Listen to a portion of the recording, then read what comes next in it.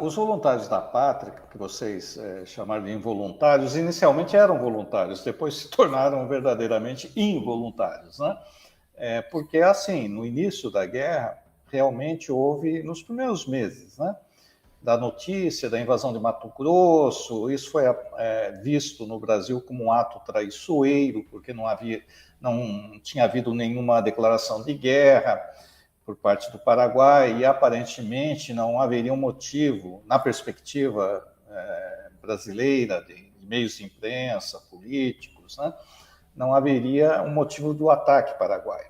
Então, isso teria sido um ato de traição. E aí houve uma corrida em várias cidades do país para as pessoas se alistarem como voluntários. Então, isso ocorreu, né? Em Salvador, por exemplo. As pessoas foram dispensadas para voltar, os homens foram dispensados para voltar para casa porque o quartel não cabia o número de voluntários. Mas é que todo mundo pensava que a guerra ia ser uma guerra curta, como até então tinha sido, né? Quando a guerra se tornou longa, desgastante, aí realmente não tinha voluntários, eram poucos os voluntários, né? Parte deles foi forçada a ir para a guerra, né? Então, essa questão dos voluntários da pátria, que se tornam involuntários, na verdade, mostra a vulnerabilidade do exército imperial. Tá? Quer dizer, o exército imperial era pequeno, era composto de pessoas, muitas vezes, de homens que estavam fugindo da justiça ou que tinham se alistado em condições que não tinham, os soldados, estamos falando, né? Que não tinham condições de discernimento, e assim como na Marinha também, e no final de contas o sujeito estava engajado e tinha que ficar lá. Tá? Só que no caso de uma guerra, quando você tem que enfrentar um inimigo organizado, o exército paraguaio tinha 50 mil homens, mais 50 mil. O brasileiro era 16 mil em todo o país. Vocês imaginem o tamanho, né? Do Brasil, 16 mil soldados só. Né? Então, quando foi a questão da guerra contra um exército organizado, que era o exército paraguaio, o que você tem é que você não tem capacidade, o exército não tinha capacidade de reagir militarmente, porque você não conseguia homens para a guerra, durante a guerra, né? Porque uma parte da população era escrava, não era composta de cidadãos, na verdade, eram excluídos do conceito de cidadania e também, portanto, dessa vinculação de ir para a guerra, a questão de convencer-se da necessidade de ir para a guerra, porque afinal o discurso de pátria e todos esses referenciais que nós temos, eles não podiam ter, porque o que seria a pátria para eles era opressora, eles eram escravos, né? Então, na verdade, o que essa questão da falta de voluntários mostra a vulnerabilidade da cidadania no Brasil e a vulnerabilidade militar por você não ter uma cidadania, né? Você tem um círculo pequeno de pessoas com direitos e participação.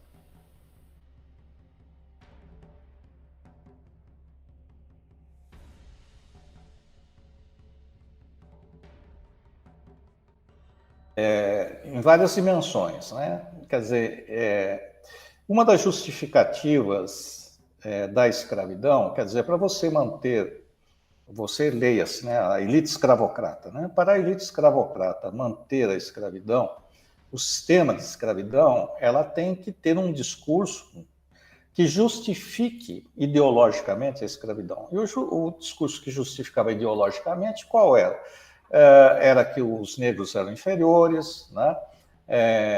Que não tinham capacidade de trabalhar sozinhos, que não tinham iniciativa, enfim, todo um discurso, quer dizer, você constrói um discurso racista de desigualdade a partir da cor da pele para justificar que o negro seja escravo. Né? Então você tem todo um discurso desqualificador.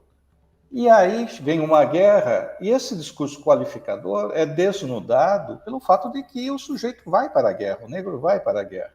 Então, como você vai fazer, como que essa elite escravocrata vai harmonizar o discurso desqualificador do negro? Não serve para ser livre, só serve para trabalhar como escravo, mas serve para lutar pelo país, contra o inimigo que atacou o país, etc. Então, você fortalece com a guerra a participação dos negros, né, dos pardos também, fortalece o movimento anti-escravagista que já existia, os argumentos.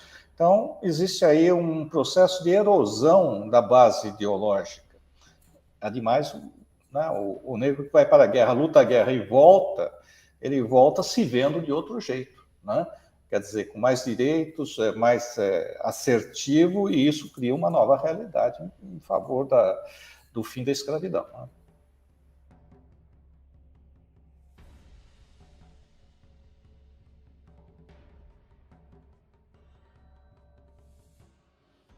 Que a preocupação da coroa não era essa, né? Quer dizer, com certeza mais à frente, por exemplo, na falta de mão de obra para o café, por exemplo, em que se pensa alternativas ao uso do trabalho escravo e se chega à imigração, né?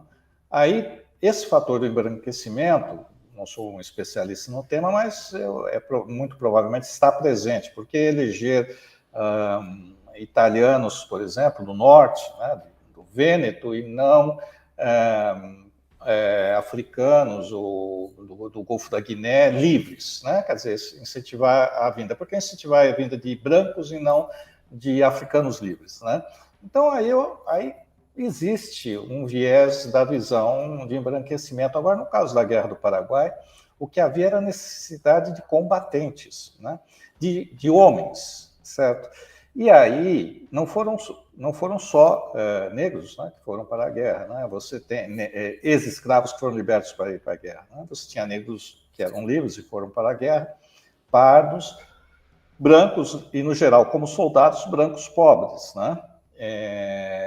Então, não é, quer dizer, até poderia ser visto como uma consequência em algumas regiões do país, né? Na medida que foram mais 100 mil homens para a guerra. Mas não vejo isso como uma política pensada para enviar os negros à frente, vamos dizer assim, para você deixar só brancos na retaguarda, e se eles morressem acontecer isso, né? Aliás, isso também aconteceu no Paraguai, né? Porque no Paraguai havia escravos, era diferente do Brasil, evidentemente, quer dizer, era diferente porque no Brasil o sistema produtivo era baseado na mão de obra escrava, né?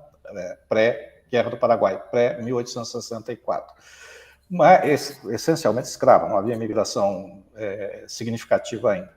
Mas, por outro lado, no caso paraguaio, não. No caso paraguaio, a escravidão negra era basicamente uma escravidão doméstica. Existiam alguns no campo também, calcula-se em torno de 30 mil negros escravos no Paraguai, numa população provavelmente em torno de 400 mil. Né? Mas no Paraguai não era essencial a atividade econômica, enquanto aqui era essencial a atividade econômica, né? E essa participação vai fortalecer de novo, né, o movimento abolicionista, repetindo o que eu tinha dito antes, né? Na medida em que fortalece argumentos e enfraquece a defesa feita pela elite escravocrata. Mas, por outro lado, eu não vejo aí uma tentativa de embranquecimento, mas a consequência pode ser. Mas a preocupação central era conseguir homens para uma guerra que não terminava. A guerra durou, parecia não terminar, né, para os que estavam lá, né, porque a guerra durou quase 5 anos.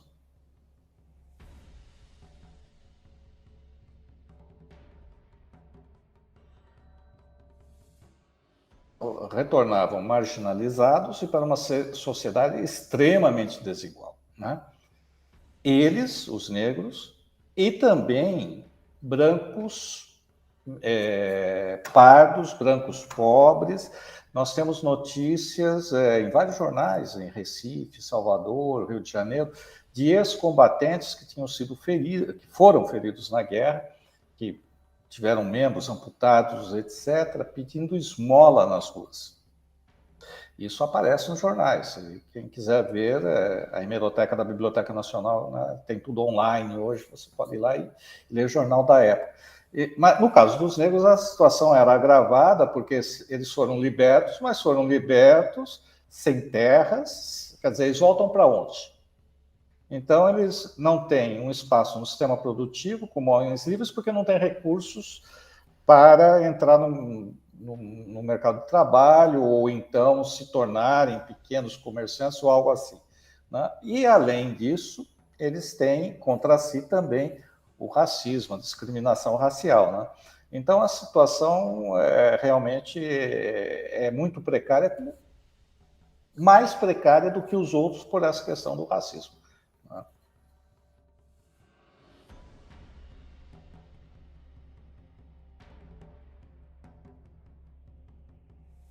Dele vai para a guerra depois que o comandante do exército brasileiro, comandante em chefe militar brasileiro, quer dizer, ele era comandante do exército e da marinha, né?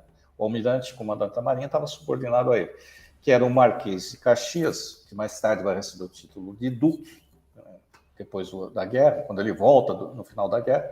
Ele se retira no último ano da guerra, penúltimo, né? Em janeiro de 69, e a guerra acaba em março de 70, né, 1870. E Dom Pedro II envia o Conde D, né, contra a vontade dele, ele não queria ir para a guerra. E o Conde D ele era muito vinculado aos liberais, ele tinha simpatia pelos liberais, né, pelo Partido Liberal, tanto é que ele convida como secretário dele o Visconde de Toné, que era foi do Partido Liberal. E o Conde D, então, ele chega no Paraguai e ele baixa lá um decreto, depois que a Assunção está ocupada, Solano Lopes está fugindo pelo interior do país, né? Ele assina um decreto pondo fim à escravidão negra no Paraguai. No Uruguai isso já tinha acabado, a escravidão tinha acabado, né? E na Argentina também, tinha acabado nos anos 1850. E a reação no Brasil, quer dizer, foi a reação óbvia, a contradição, né, de que o príncipe, o marido da princesa herdeira do trono, vai à guerra e declara o fim da escravidão lá, provando que a escravidão, mostrando que para a casa real, ou para uma parte da casa real, a escravidão era inconcebível. Só que era inconcebível no outro, quer dizer, no outro país, quer dizer, no Paraguai, enquanto era mantida no Brasil. Então a gente pega os jornais da época, por exemplo, ou por exemplo, debates no parlamento, né, a oposição criticou, né, essa política não pela libertação, pela declaração da libertação no Paraguai, mas pelo fato disso não ocorrer aqui. Mas, mais uma vez, é um pequeno grão de areia que se soma a um processo de erosão, né? Mais uma contribuição ao processo de erosão da ideologia de sustentação da escravidão aqui no Brasil.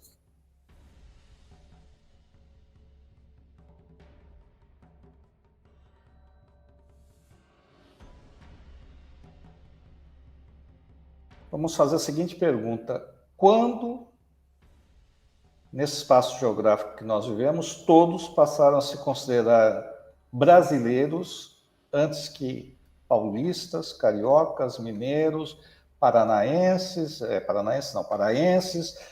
ou pernambucanos? Quando houve a criação de uma identidade nacional que o sujeito passou a ser brasileiro? Quando um brasileiro passou a ser brasileiro, né? Aquele que vivia no Brasil.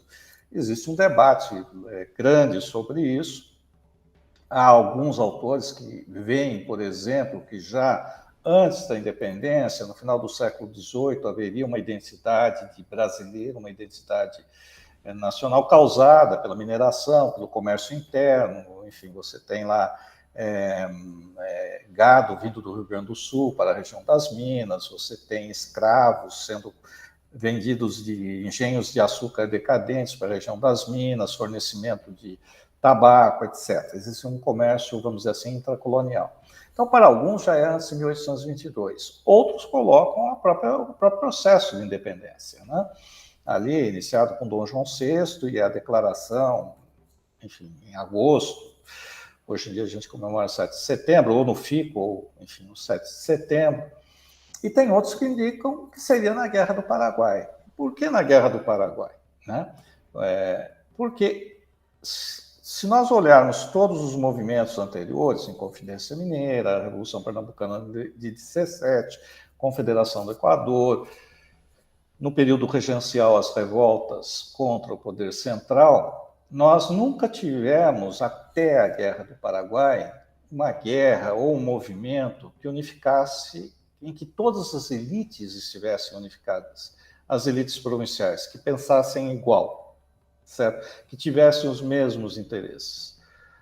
Você havia, na verdade, uma luta entre elites, a Confederação do Equador, a elite do Nordeste tentando se separar do domínio do poder central no Rio de Janeiro. A mesma coisa em 17, em Confidência Mineira era a região das Minas, né? E por aí vai. A Farroupilha é o Rio Grande do Sul, né? A República Juliana, Santa Catarina. Então você tinha um setor da elite que se recusava a compor, a aceitar a hegemonia da elite do Rio de Janeiro, de Minas e de São Paulo, essa região que fez a independência. Né? Agora, na Guerra do Paraguai, não. Quer dizer, a Guerra do Paraguai, você tem um inimigo externo que está ameaçando a integridade territorial do Império. E a integridade territorial do Império era assumida a partir de 1840, foi sendo assumida pelas elites, até como um instrumento de estabilidade social, né? Entendendo estabilidade social como manutenção daquela estrutura produtiva escravocrata, certo? Excludente, desigual, como uma forma de manutenção dessa ordem. Quer dizer, cada uma dessas elites tinha atrás de si um poder central que tinha instrumentos militares e diplomáticos para manter a ordem interna e o tráfico de escravos, no caso da diplomacia, né? Enfim, então, de um lado você tem isso, né? Mas, de outro lado, a gente vê uma reação, como eu disse no início da guerra, na questão dos voluntários da pátria, verdadeiramente, pelo que se vê pela imprensa, autêntica. Quer dizer, os homens brancos, livres, se apresentaram como voluntários, não os filhos das elites, né? Principalmente da elite do Centro-Sul e do Nordeste. A elite gaúcha, os filhos foram para a guerra, né? Como oficiais, etc. Mas os filhos da elite do resto do país, apenas uma parte, né? Se dispôs a ir à guerra. Uma boa parte fugiu da guerra, exatamente pagando para alguém substituí-los, ou, no caso, libertando escravos que iam no lugar deles. Né? Que essa era uma prática de pagar para alguém te substituir no serviço militar, que era comum no século XIX, na Europa se fazia isso, nos Estados Unidos, quem tinha dinheiro pagava para... Né? No geral, quem tinha dinheiro pagava para não ir. Enfim, então, a Guerra do Paraguai em si, por essa corrente, eu creio que a assertiva é verdadeira, ou seja, é a primeira causa que você tem todas as províncias, as elites das províncias e setores da população unidos contra algo, e não internamente uma luta interna. Mas, por outro lado, você está falando da unidade, né? Da unidade da antiga América Portuguesa, que se manteve unida, enquanto, por exemplo, a América Hispânica, o Vice-Reino do Rio da Prata, da Nova Espanha, por exemplo, se fragmentaram. Né? Em parte, isso tem a ver, em parte, não somente, tem a ver também com essa questão da escravidão, né? Porque no período regencial, aquelas revoltas, parte delas foi contra o poder central, por parte das elites locais que queriam assim, uma descentralização, né? Não queriam um poder concentrado no Rio de Janeiro. O José Bonifácio, antes, por exemplo, tinha lá o projeto de uma monarquia constitucional, né? Enfim, uma visão mais moderna do processo político e da representatividade, que não é o caso dessas elites. Mas por que essas elites mudam de ideia, né, depois do período regencial, e aceitam a centralização em torno ali no segundo reinado e aquele sistema que a gente conhece, né? Eu creio que, em parte, não é, de novo, repetindo, não é exclusivo, mas, em parte, um dos fatores é a escravidão. Quer dizer, eles viram, essa elite viu que, depois do que aconteceu no Haiti, né, e os fazendeiros brancos foram mortos, etc., por uma rebelião escrava, e acabou a escravidão assim, de uma forma revolucionária, eles tinham medo de uma revolução desse tipo no Brasil. E a existência de um poder central passou a ser, para eles, uma garantia de que, se houvesse uma rebelião regional, numa área, enfim, teria o respaldo do poder central. Então, também essa questão da união, a escravidão em si, ou melhor, o medo do fim da escravidão, de uma forma revolucionária, acaba unindo essas elites para não perder, né, não perder os dedos, que era o trabalho escravo, que era essencial para eles. Tá? Todo o sistema produtivo era baseado, do Nordeste, por exemplo, era baseado, ou do café no Vale do Paraíba, era baseado no trabalho escravo.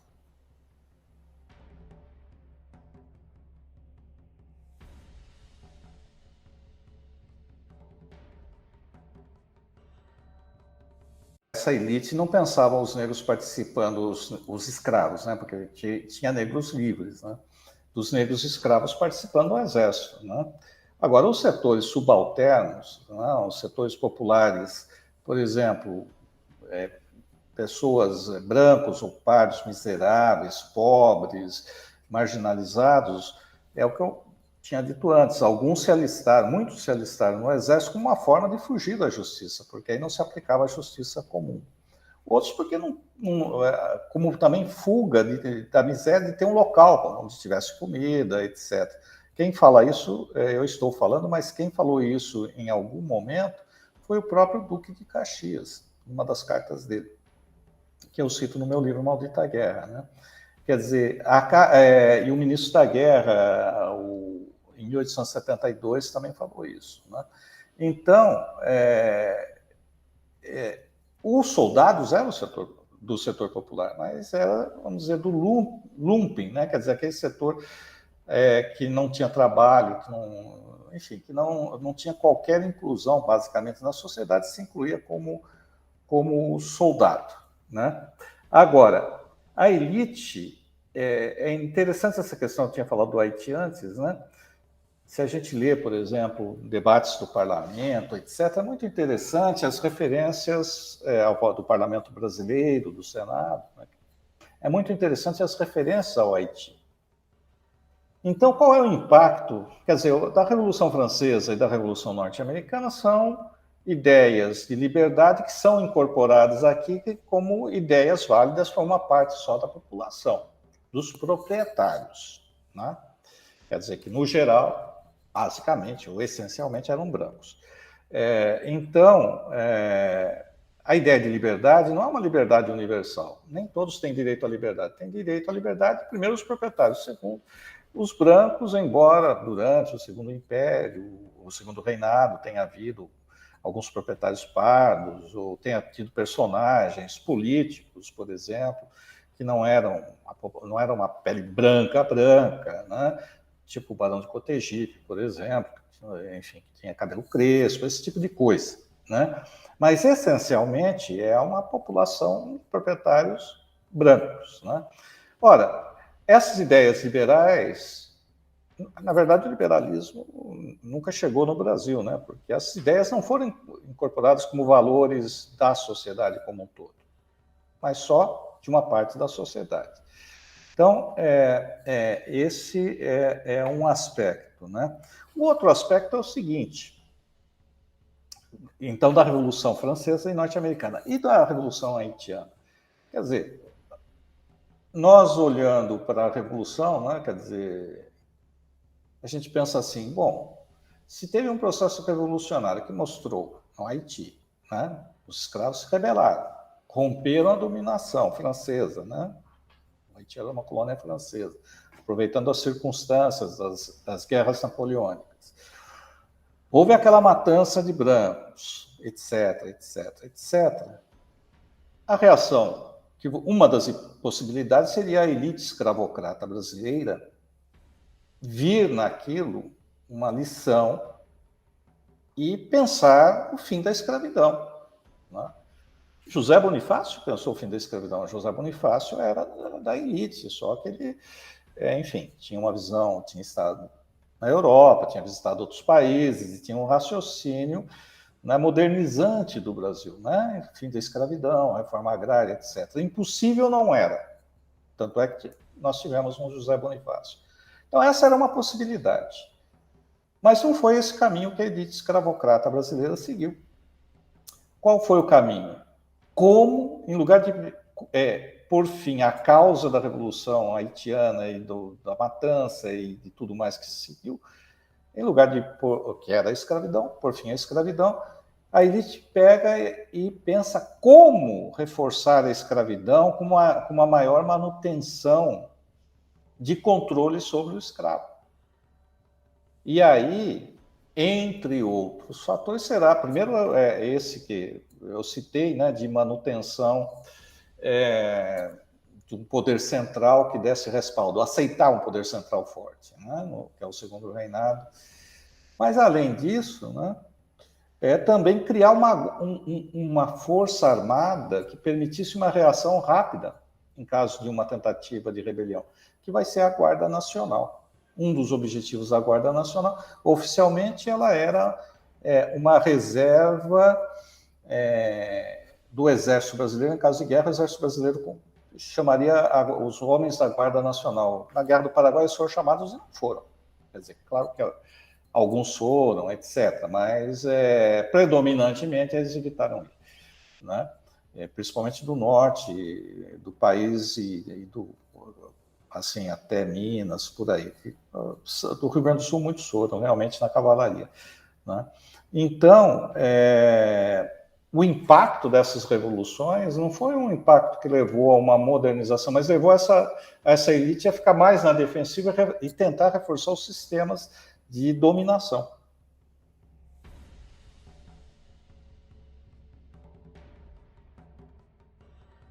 Essa é uma questão, a gente trata pouco da questão econômica, né, da guerra, né? Por exemplo, você pega a Segunda Guerra Mundial e os Estados Unidos, que tinham entrado em recessão na década de 30, veio o New Deal, Roosevelt, etc., teve uma recuperação até 1937. Em 1938 começou de novo a aumentar o desemprego e aparentemente a recessão voltaria, né? Não se superaria a crise, mas aí veio a guerra, né? E a guerra incentivou a construção de armamentos, navios, tanques, aviões, etc. Ou seja, incentivou a atividade industrial, parte dos operários viraram soldados, os desempregados também, as mulheres saíram de casa, que antes eram praticamente mantidas em casa, né, com algumas exceções, secretárias, por exemplo, que já na década de 20, né, as mulheres estão trabalhando, algumas atividades muito específicas, telefonista. Aí você pega lá na década, com a Segunda Guerra Mundial, as mulheres estão fabricando aviões, participando de linha de montagem de tanques, etc., nos Estados Unidos. Então, a Segunda Guerra Mundial teve um efeito dinâmico na economia norte-americana, né? Para dar um exemplo, poderia citar outras guerras que acontece um pouco isso, né? No caso da Guerra do Paraguai, não aconteceu isso, né? Quer dizer, boa parte dos gastos da guerra foram feitos para, por exemplo, foram feitos basicamente na Argentina para conseguir carvão para os navios de guerra, para mover os navios, mantimentos para tropas, para cavalos, etc. Então, pouco desse dinheiro ficou dentro do Império, dentro do Brasil, ficou no Rio da Prata, incentivou a economia do Uruguai, da Argentina. E quanto custou isso, né? Claro, todas as estatísticas sobre a Guerra do Paraguai precisam ainda ser mais refinadas, tá?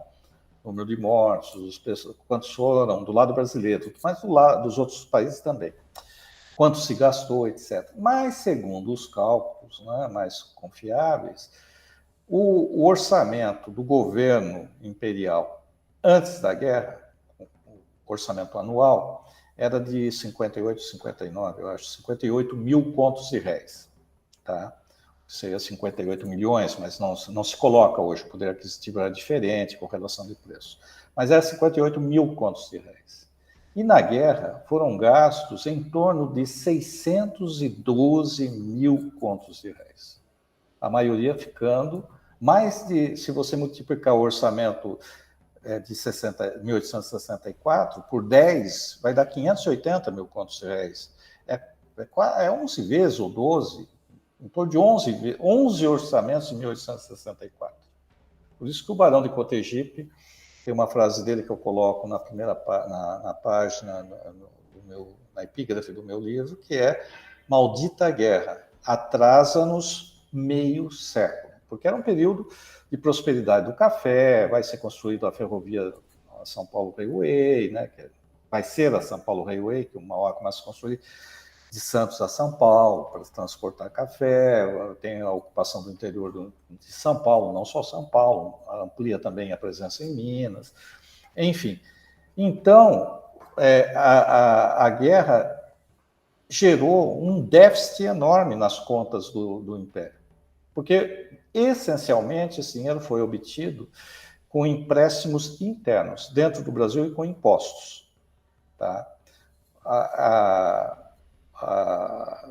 Os empréstimos externos para financiar a guerra foram pequenos, acho que 10%, 12%, alguma coisa assim, do total de gastos. Então foram gastos extraordinários. Aí acaba a guerra, parte desses gastos ficaram fixos, né? Quer dizer, tem alguns, embora na miséria, mas os soldados que voltaram feridos recebiam indenização. Depois, a dívida interna tinha que pagar juros sobre a dívida, né? Você teve perdas, por exemplo, os navios da Marinha que foram construídos para a guerra ficaram bastante danificados, tinha que repor. O fato concreto é o seguinte: quando acaba a guerra, o déficit público é uma característica. E esse déficit se mantém até o final do segundo reinado, né? Quer dizer, e para pegar e tentar controlar a situação, seguidos governos, tanto do Partido Liberal quanto do Partido Conservador, fizeram corte de gastos públicos. Então, cortaram gastos com o Exército, com o Ministério dos Negócios Estrangeiros, com o Ministério do Interior, da Justiça. Enfim, então o Estado perdeu a capacidade de gastar, né? Ou seja, perdeu um braço de ação. E isso se deveu à Guerra do Paraguai, quer dizer, né, o déficit público não teria as dimensões, se é que haveria déficit, não fosse a guerra. A característica das guerras aí na América do Sul, na época, mas não guerras europeias, tal, com exceção das napoleônicas, as guerras eram curtas, né? Tradicionalmente você decidia uma guerra com aquela coisa que a gente assiste na televisão, né, nos filmes de guerras do Estado moderno. Você tem um exército grande de um lado, um exército grande do outro lado, se encontra num determinado local, normalmente uma planície. Aí você tem troca de tiro de canhão para preparar o combate. Aí você tem a infantaria, que são os soldados a pé, que avançam em linha, assim, de um lado, do outro lado vem também. Aí, quando chega no alcance de tiro, um dá tiro no outro, e aí atrás vem a cavalaria, os cavalos, né? E aí tem que é um caos, um combate de cavalarianos, né? Porque você tem o barulho dos cavalos, quem cai no chão é pisoteado pelo cavalo e morre, esse tipo de coisa. E tem os tiros, e tem a pólvora da época deixava uma neblina, então é um negócio muito, muito caótico, certo? E a Guerra do Paraguai, e a guerra acabava. Quem tinha mais mortos ali se retirava do local de batalha, é o perdedor. Pronto, então estava resolvido. A Guerra do Paraguai não. Não teve nunca essa grande batalha, teve algumas, a Batalha de Tuiuti, por exemplo, que tem algumas dessas características, mas essa batalha clássica nunca existiu. Então a guerra foi indo, e tinha um preço. Aí você pega, por exemplo, o Correio Mercantil, o Jornal do Comércio, lá do Rio de Janeiro, e você vê constantes referências ao preço da guerra, por exemplo, ao preço do carvão. O carvão que era usado pelos navios de guerra para mover as pás, né? Eram máquinas a vapor, o preço do carvão que tinha que se pagar na Argentina era enorme, quer dizer, então havia, inclusive, piadas, né? Tipo, poxa, mas o carvão é de ouro, o que é? Enfim, então havia sim um descontentamento, o descontentamento de ir para a guerra e o descontentamento com os gastos, porque a política econômica do segundo reinado era uma política muito estrita, padrão ouro, esse tipo de coisa, não podia emitir dinheiro, tal. O crédito era algo difícil e no Paraguai você estava gastando esse dinheiro. Mas não é só, veja bem, esse descontentamento, vamos dizer assim, dos setores intermediários, pequenos comerciantes, assalariados da sociedade. A própria elite era descontente da guerra. Inclusive os políticos, porque eles sabiam quanto estava sendo gasto e você podia gastar esse dinheiro em outra coisa. Daí a frase do Barão de Cotegipe, maldita guerra, atrasa-nos meio século. E mesmo os fazendeiros, né, eles mandaram, por exemplo, escravos no lugar dos filhos. O Estado convocou, tinha um serviço, durante a guerra também tinha a convocação obrigatória, né? Não tinha o serviço militar como hoje, mas em caso de guerra o Estado podia convocar. Então, tem um esvaziamento de algumas regiões do país, isso impacta na economia, a falta de aquele Brasil, que tudo, né, o interior longe de tudo, que você tinha populações esparsas, a falta de 2, 3, 4, 5 homens numa fazenda faz diferença, né? Então, a guerra, na verdade, ninguém era a favor da guerra, havia um descontentamento geral. Uma parte achava que, bom, estava descontente, mas tinha que ganhar a guerra, e outra parte até defendia, principalmente a partir de 1868, mas antes já tinha, defendia que se fizesse a paz e pusesse fim à guerra e deixasse o Solano Lopes no poder.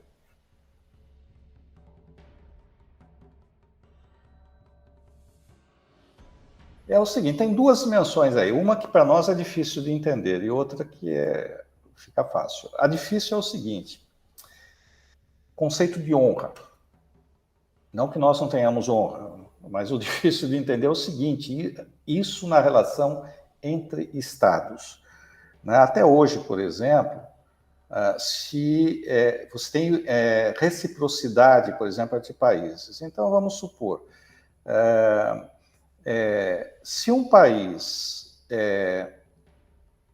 faz alguma atitude contra o representante diplomático de outro no seu país, hostiliza, etc. e tal, ou faz... Vou dar um exemplo concreto. Na década de 80, no final da década de 80, teve um jogo Brasil-Chile de futebol. Tá? E eu não lembro quem ganhou, se o Chile ou o Brasil. Provavelmente deve ter sido o Brasil pela consequência. A Embaixada do Brasil em Santiago, um grupo de torcedores foi na frente e pegou e começou a protestar, jogaram pedras e quebraram vidros da Embaixada, certo? E o governo chileno pagou esses vidros. Aí você vai perguntar assim, poxa, mas quanto custa um vidro? Tem que cobrar do governo chileno? Claro que a gente podia pagar por isso, mas existe a questão da manutenção da integridade dessa representação, que é uma responsabilidade do governo chileno. Então, o governo chileno pegou e repôs o vidro. Não ia fazer diferença nenhuma para nós se não tivesse reposto em termos financeiros. Mas essa questão em relações internacionais de haver uma reciprocidade, um respeito pelo outro. Então, um embaixador não importa se é de um país pequeno ou um país enorme, deve ter o mesmo tratado. Essa questão de honra de um país ser respeitado pelo outro é uma coisa meio assim. Por exemplo, você pegar a guerra, o ataque a Pearl Harbor, por exemplo, e pegar o discurso da época, e posterior, depois o Japão pediu desculpas, décadas depois, aliás. O Japão não chegou a declarar a guerra antes do ataque, e isso foi considerado uma traição. Como Dom Pedro II considerou uma traição a não declaração de guerra quando foi apreendido o Marquês de Olinda. Só depois que o navio foi apreendido em Assunção, frente a um protesto do representante diplomático brasileiro, aí o governo paraguaio entregou um documento rompendo relações diplomáticas com data retroativa, para fingir que era, né, anterior. Então, essa questão de honra nacional é uma questão subjetiva. E no caso de monarquias, isso é mais acentuado, porque na nobreza tem... O que é a nobreza? Ah, o cara é um barão. O que isso significa? Ou é um duque?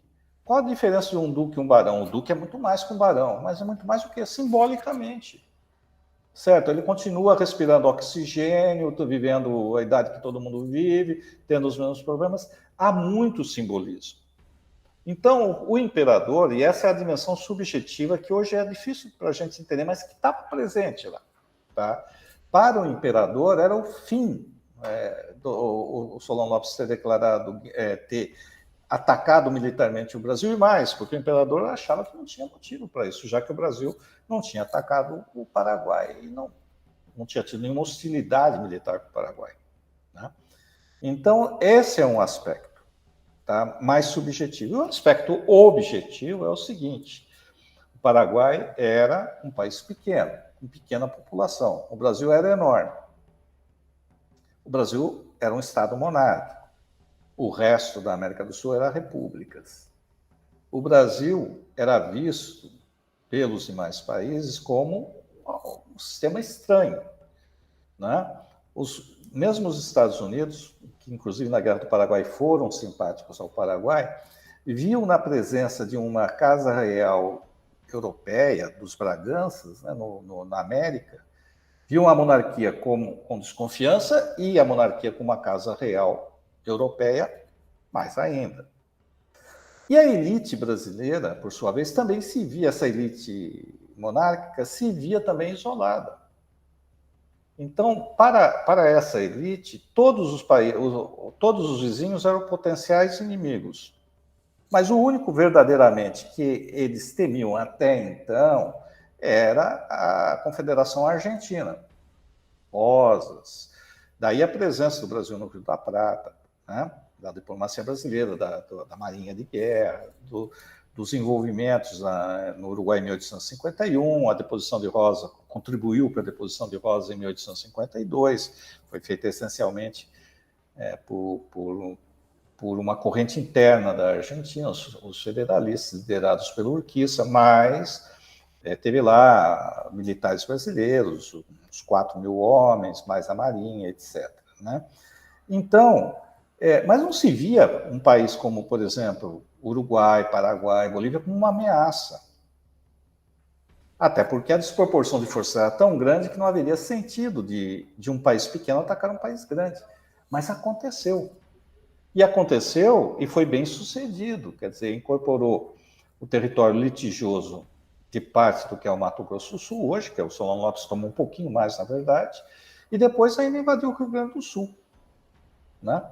Então, e aí está a explicação da obsessão do imperador pela retirada do Solon Lopes do poder, né? Que a paz só seria assinada sem o Solano Lopes. Qual é o porquê desse pensamento? Porque se não ocorre a derrota de Solano Lopes, isso é a lógica do imperador e da elite imperial, do governo imperial. Se não ocorre a derrota de Solano Lopes, isso vai servir de incentivo para outros países vizinhos fazerem a mesma coisa. E o Brasil, naquela época, era vizinho de todos os países, menos um, que era o Chile. Mesmo o Equador, que hoje a gente não tem fronteira, na época tinha uma parte da Amazônia que era fronteiriça com o Brasil. Depois o Equador perdeu numa guerra com o Peru. Né? Por isso que o Equador hoje não é fronteiriço. Então a obsessão do imperador era, primeiro, por esse aspecto geopolítico. E ainda tem um terceiro fator, né? Depois de um certo momento da guerra, 1868, né? 3 anos de guerra, contradições internas aparecendo, questões sociais, né? Não é só a questão da escravidão, questões políticas, a ideia de república reaparecendo de novo, tal. Se o imperador, se Pedro II não conseguisse liderar o país para vencer a guerra, a própria monarquia, a própria coroa estaria ameaçada. A sobrevivência de Pedro II como imperador e o segundo reinado. Então, por esses motivos, um subjetivo, outro, dois objetivos, vamos dizer assim, é que teve essa obsessão do imperador. E a palavra está certa. Se não fosse ele, provavelmente o Império teria assinado a paz com o Paraguai, porque havia, a partir de 1868, uma demanda nesse sentido, inclusive o próprio Duque de Caxias, então Marquês de Caxias, defendeu isso em agosto de 68.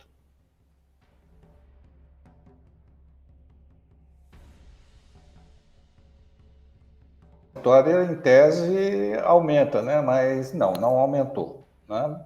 Por que não aumentou? Porque os problemas, as contradições internas se agravaram. Né? Essa questão do déficit público, o movimento republicano, o Partido Republicano foi fundado em 1870, o Exército, parte dele, aquele pessoal mais jovem, tenentes, capitães, majores, passaram a se identificar mais com o país, com a nação, enquanto aqueles oficiais mais antigos, que tinham sido promovidos pelo imperador, os generais, eles eram fiéis, a identificação deles era mais o ato de fidelidade com o imperador. Todo o exército antes da guerra, e volto a dizer, não era um exército grande, era pequeno, mal armado, ele tinha uma relação estreita com o imperador, né? Enfim, até as ordens de comando, simbólicas, etc., tal, se faziam referência ao imperador. E os jovens oficiais perderam a confiança no trono, porque durante os anos de guerra eles achavam que os políticos no Rio de Janeiro ficaram brigando entre si e sabotando a guerra, o esforço do exército, né? Então, isso, por exemplo, já também retira poder do imperador. É interessante, prestígio da monarquia e do imperador. E tem a questão crescente também da defesa do fim da escravidão, né? Do movimento pelo fim da escravidão. É interessante porque a Guerra do Paraguai, se vocês pararem e fazerem uma reflexão,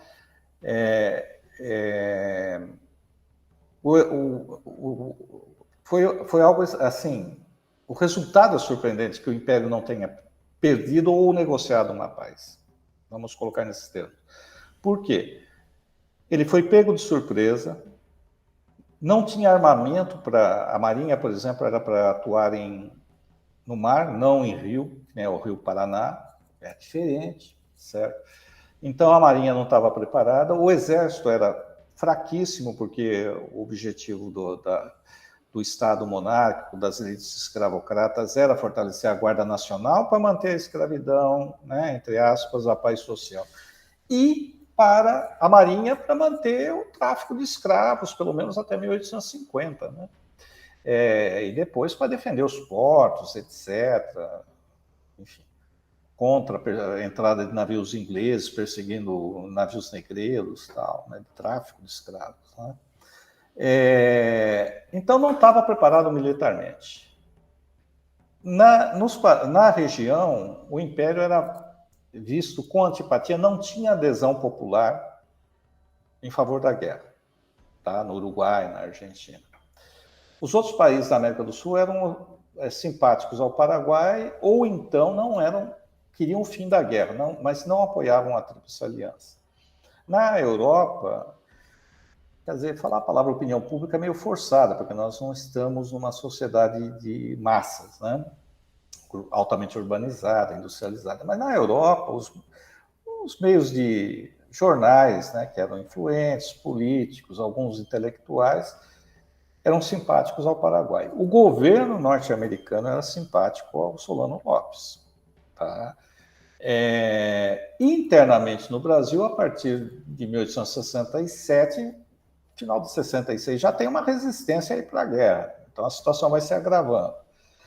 Apesar de tudo isso, o Estado monárquico conseguiu vencer a guerra. Apesar de tudo isso. Então é o apogeu do poder de mobilização econômica, humana, forçada ou não, de manter do Estado imperial de defender uma causa. Mas como todo apogeu, o nome já diz, é apogeu, quer dizer, acima disso não vai ter mais, né? Vai começar uma linha descendente. E aí começa a linha descendente. Então, a guerra ela é um apogeu, no sentido que impôs uma derrota, conseguiu seu objetivo, que era tirar Solano Lopes do poder. Não era matar, ele acabou morto, mas não era esse o objetivo.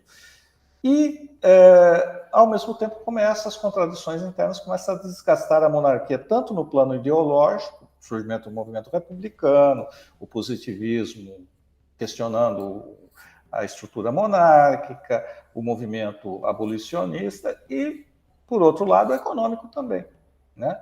Que é essa questão do déficit público, etc. A guerra, ela tem a primeira grande batalha realmente decisiva que já vai inviabilizar a vitória de Solano Lopes é a Batalha de Riachuelo. Riachuelo, como diz o nome em espanhol, é um pequeno riacho que ele corre e desemboca no Rio Paraná. A esquadra, né, os navios paraguaios, só um era de guerra, o resto eram navios de transporte improvisado de guerra, atacou a esquadra brasileira.